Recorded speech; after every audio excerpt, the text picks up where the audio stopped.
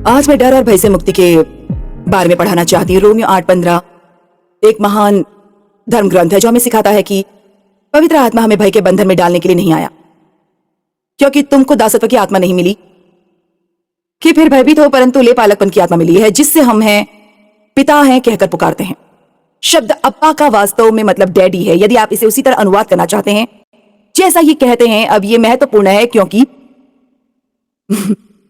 वो कह रहा है कि आप परमेश्वर के बच्चे हैं, आप परमेश्वर के बेटे और बेटियां हैं। तो हमें डरने की आवश्यकता क्यों है? क्योंकि यदि माता पिता अपने बच्चे से प्यार करते हैं तो वे निश्चित रूप से उनकी देखभाल करेंगे। क्यों करेंगे या नहीं, बताइए। और डर तब आता है जब हम नहीं जानते कि भविष्य में क्या होने वाला है, या कुछ ऐसा घटित हुआ है कि हम नहीं जानते कि हम उसे संभाल सकते हैं या नहीं। और परमेश्वर चाहते हैं कि आप आज ये जान ले कि यदि आप अपना ध्यान रखते हैं तो वो हमेशा आपकी देखभाल करेंगे। उन पर भरोसा रखें। मैंने कहा परमेश्वर हमेशा आपका ख्याल रखेंगे, हमेशा की तरह, हमेशा हमेशा हमेशा की तरह।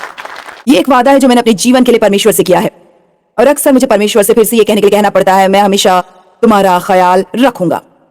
और मेरा मानना है कि परमेश्वर चाहते हैं कि आप आज ये सुने और इसे अपने जीवन में स्थापित होने दे। चाहे आप किसी भी दौर से गुजर रहे हो सकता है कि आप आज यहाँ 3 या 4 छोटे बच्चों के साथ अकेली माँ हो और कोई भी वास्तव में आपकी उस तरह से मदद नहीं करता जैसी उन्हें करनी चाहिए। और हो सकता है कि आप कहीं नौकरानियां रखती हैं या आप कहीं नौकरी करती हैं और आप यहाँ हैं बस थोड़ा सा तरोताजा होने की कोशिश करने के लिए। हम बाहर निकलते हैं और ये बताने की कोई जरूरत नहीं कि घर पहुंचने के बाद आपको क्या करना है, और हो सकता है परमेश्वर आपकी देखभाल करेंगे। अब आज हम जिस दुनिया में रह रहे हैं वहां डर का एक बड़ा अवसर है, और मैं बहुत आभारी हूं कि मेरे जीवन में शब्द की नींव है और मुझे डरने की जरूरत नहीं है। बॉम्ब विस्फोटों और गोलीबारी के कारण आज लोग कभी कभी बड़ी भीड़ में जाने से डरते हैं। यदि आप इसे दुनिया के दृष्टिकोण से देखते हैं और आप शब्द के बारे में कुछ भी नहीं जानते तो आप कहीं बैठकर एक कप कॉफी पीने से भी डर सकते हैं, क्योंकि आप कभी नहीं जानते कि क्या होने वाला है। और फिर ये सभी वायरस और बीमारियां हैं, जब भी कोई नया आता है तो उसे एक नया नाम मिल जाता है और लोग उन चीजों को लेकर बहुत डर जाते हैं। लेकिन यीशु भय से मुक्त करने आए, और ऐसा है उन चीजों से न डरना बहुत बड़ा बड़ा आशीर्वाद है। और आप जानते हैं कि हमें डरने की जरूरत क्यों नहीं है, क्योंकि हम जानते हैं कि हम परमेश्वर के हाथों में हैं। और लब्बुलुआब ये है कि चाहे ये जीवन में हो या मृत्यु में हो, हमें डरने की जरूरत नहीं है। क्योंकि ईमानदारी से कहें तो भले ही यहाँ हमारे जीवन को समाप्त करने के लिए कुछ भी हो जाए, अगला स्थान जो हम प्राप्त करेंगे वो वैसे भी इससे बेहतर होगा। और यदि आप सच्चाई जानना चाहते तो मुझे लगता है कि हमें उस पर थोड़ा ध्यान देने की जरूरत है। मैं तो करती हूँ, मुझे नहीं पता कि हमें हर समय बस स्वर्ग के बारे में सपने देखने की जरूरत है, लेकिन मुझे लगता है कि कभी कभी हम इसके बारे में पर्याप्त नहीं सोचते हैं, और ये वास्तव में परमेश्वर की उपस्थिति में कैसा होगा। और शब्द वास्तव में कहता है कि अंतिम दिनों में, जिन दिनों में हम रह रहे हैं, भय की वजह से मनुष्य के हृदय विफल हो जाएंगे। हम इस ग्रंथ को देखेंगे, ये लूका 21:26 में है। अब ये अध्याय अंत समय के संकेतों के बारे में है, इसलिए मैं छंद 25 से शुरू करूंगी। और सूरज और चांद और तारों में चिन्ह दिखाई देंगे, और पृथ्वी पर देश देश के लोगों को संकट होगा, क्योंकि वे समुद्र के गरजने और लहरों के कोलाहल, संस्थानों के बिना अभावग्रस्त, शर्मिंदा, संशय में न जाने किस ओर मुड़े से घबरा जाएंगे। छंद 26 और भय के कारण और संसार पर आने वाली घटनाओं की बाट देखते देखते हम आज सिर्फ डर के बारे में बात नहीं कर रहे हैं, हम भय के बारे में भी बात कर रहे हैं। क्योंकि मुझे लगता है कि अगर हम भय से नहीं निपटेंगे तो हम कभी भी डर से छुटकारा नहीं पाएंगे। लोगों की जी न रहेगा, क्योंकि आकाश की शक्तियां हिलाई जाएंगी। तब वे मनुष्य के पुत्र को सामर्थ और बड़ी महिमा के साथ बादल पर आते देखेंगे। इस पर ध्यान दो, सामर्थ, उत्कृष्ट और विशाल, हाँ, और बड़ी, और उसकी सभी राजसी महिमा और महिमा के साथ। तो आज दुनिया में चीजें कठिन है, लेकिन ऐसा लगता है कि अगर हम बाइबल पर विश्वास करते हैं तो वे जितना कठिन होते जाएंगे, हम अपने उद्धारकर्ता की वापसी को देखने के उतने ही जीवित रहने का कठिन समय है। मेरा मतलब है, मैं कुछ वर्षों से लगभग 3/4 सदी से यहाँ रह रही हूँ और चीजें बहुत नाट्य रूप से बदल गई हैं। मेरा मतलब है, जब से मैं किशोर अवस्था में थी या जब से डेव और मेरी शादी हुई, मुझे आश्चर्य है कि चीजें इतनी जल्दी इतनी खराब कैसे हो सकती है। लेकिन अच्छी बात यह है कि जितनी बुरी चीजें होती जाती हैं, हम यीशु के उतने ही करीब होते जाते हैं जो हमें पाने के लिए वापस आते हैं। आप जानते, कभी कभी हम सोचते हैं ये जीवन जीवित रहने का कठिन समय है, लेकिन मैं आज आपको प्रोत्साहित करना चाहती हूँ, यदि परमेश्वर ने आपके लिए यही समय सीमा चुनी है तो आपको ये सब मिल गया है जो यहाँ रहने के लिए आवश्यक है। और इसे सुने, परमेश्वर के पास आपके लिए कार्य है, और आपके लिए उनका कार्य सिर्फ बैठना और दूसरों को कुछ करते हुए देखना और उनके लिए ताली बजाना और जय जयकार करना बिल्कुल भी नहीं है। आपके लिए उनका कार्य है कि आप उन प्रतिभाओं का उपयोग करना शुरू करें, वो आपको जो दे रहे हैं, ताकि उन लोगों की मदद की जा सके जो डरे हुए हैं और जो परमेश्वर को नहीं जानते हैं। और जब ये कहा जाता है कि पुरुष का दिल डर के कारण विफल हो जाएगा, तो मुझे लगता है कि इसका मतलब दिल का दौरा हो सकता है। लेकिन मुझे लगता है कि इसका मतलब उससे भी अधिक है। मैं सोचती हूँ कि इसका वास्तव में क्या मतलब है कि उनके दिल विफल हो जाएंगे। इसका मतलब यह है कि वे अपना साहस खो देंगे, क्योंकि परमेश्वर ने हमें भय की नहीं पर सामर्थ और प्रेम और संयम की आत्मा दी है। विस्तृत बाइबल कहती है, मुझे इसे फिर से कहने दो, परमेश्वर ने आपको भय की भावना नहीं दी है। यदि आपके जीवन में भय की भावना है तो ये परमेश्वर की ओर से नहीं बल्कि शैतान की ओर से है। डर मुख्य राक्षसी आत्मा है जिसका उपयोग शैतान लोगों को उनके भाग्य से दूर रखने के लिए करता है और वो करने से रोकता है जो परमेश्वर उनसे कराना चाहते हैं। ये उन सभी अलग चीजों से अद्भुत है जिनसे लोग डरते हैं। यदि आप एक विश्वकोश निकालते हैं और आप केवल फोबिया की एक सूची बनाते हैं तो मेरा मतलब है, यह आश्चर्यजनक है। ये सूची बिल्कुल उन चीजों की कभी ना खत्म होने वाली है जिनसे लोग डर सकते हैं। अब मैं आगे बढ़ने से पहले आज सुबह आपको प्रोत्साहित करना चाहती हूँ कि बीज हमेशा अपनी तरह का उत्पादन करता है। यदि आप टमाटर का बीज बोते हैं तो आपको काली मिर्च नहीं मिलेगी, और परमेश्वर का वचन बीज है।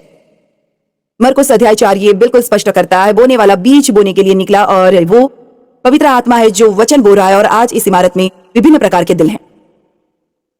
परमेश्वर चाहते हैं कि हमारे पास सही प्रकार का हृदय हो ताकि हम उनके वचनों का बीज प्राप्त कर सकें। और मैंने इसे आज सुबह फिर से स्पष्ट रूप से देखा जब मैं अध्ययन कर रही थी कि जब हम किसी चीज पर उपदेश देते हैं, या मान ले कि आज ही कहते हैं, तो मैं भय और डर से मुक्त होकर इस पर उपदेश दे रही हूं और वो बीज आपके दिल में बोया गया है। यदि आप इसे नम्रता की भावना के साथ प्राप्त करते हैं और आप इस पर ध्यान केंद्रित करते हैं कि यहाँ क्या हो रहा है, और आप बस इसे ले रहे हैं, आप इसे सहमत हो सकते हैं, मैं आपको इसकी गारंटी दे सकती हूँ, बीज आपके जीवन में कम डर और कम भय की फसल पैदा करेगा।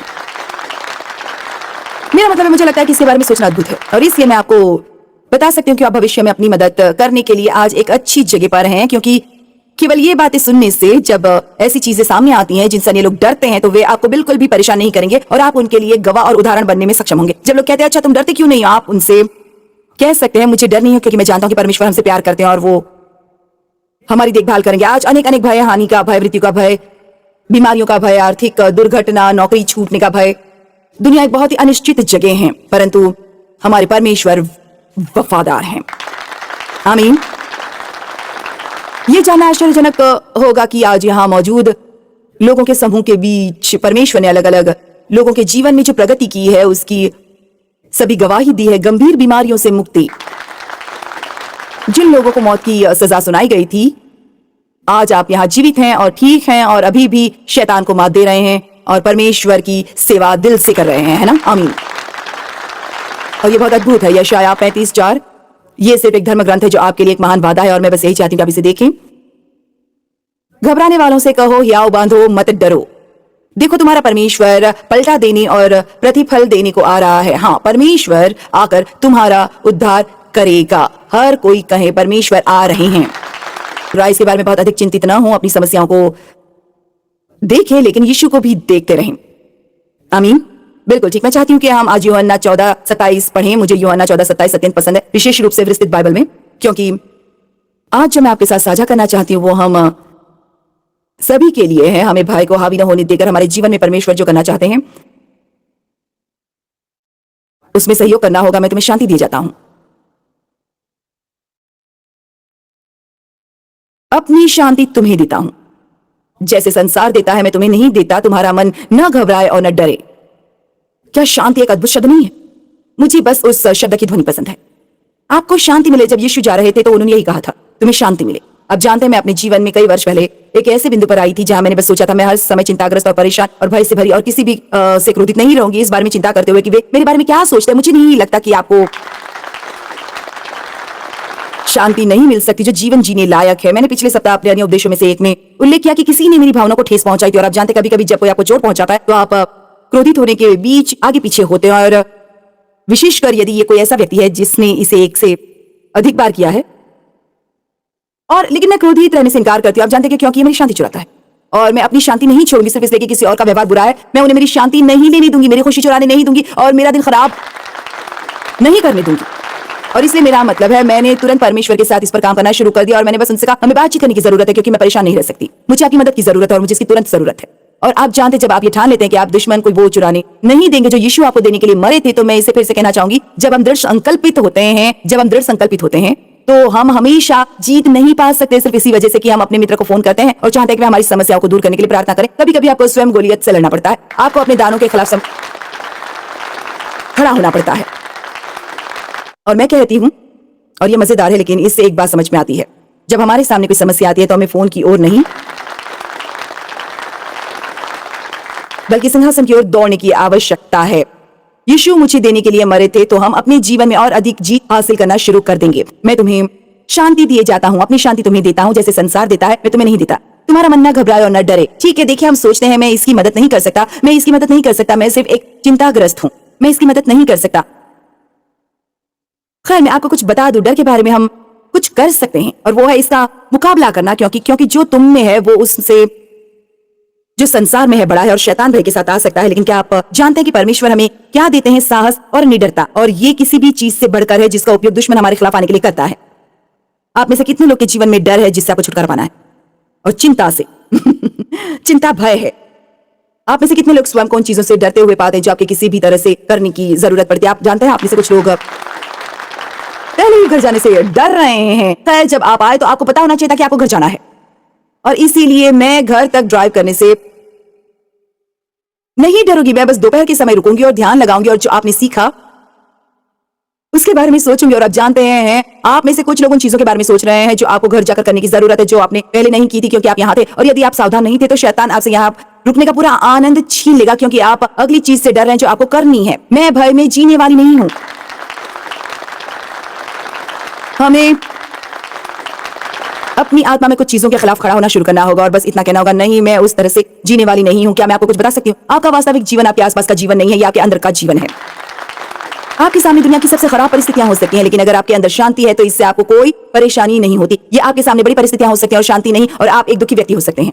तो ये हमारी परिस्थितियों के बारे में नहीं है, ये वास्तव में इस बारे में है कि हम क्या विश्वास करते हैं, और हम परमेश्वर पर भरोसा कर सकते हैं कि वो हमारी देखभाल करेंगे। हमें ये जानने की जरूरत नहीं है कि कैसे, हमें ये जानने की जरूरत नहीं है कि कब। हमें बस इतना जानना है कि परमेश्वर अच्छे हैं और हम उनके बच्चे हैं, और वो हमारी देखभाल करेंगे और जरूरतें पूरी करेंगे। जैसे संसार देता है मैं तुम्हें नहीं देता। तुम्हारा मन न घबराए और न डरे, और मुझे ये पसंद है, खुद को उत्तेजित और परेशान होने देना बंद करें। वाह, मुझे यहाँ एक जिम्मेदारी मिल रही है। मैंने बस सोचा कि मैं इसे दूर करने के लिए प्रार्थना कर सकती हूँ। अपने आप को उत्तेजित और परेशान होने की अनुमति देना बंद करें और अपने आप को भयभीत और कायर और अस्थिर होने की अनुमति न दें। वाह, इसके बारे में क्या?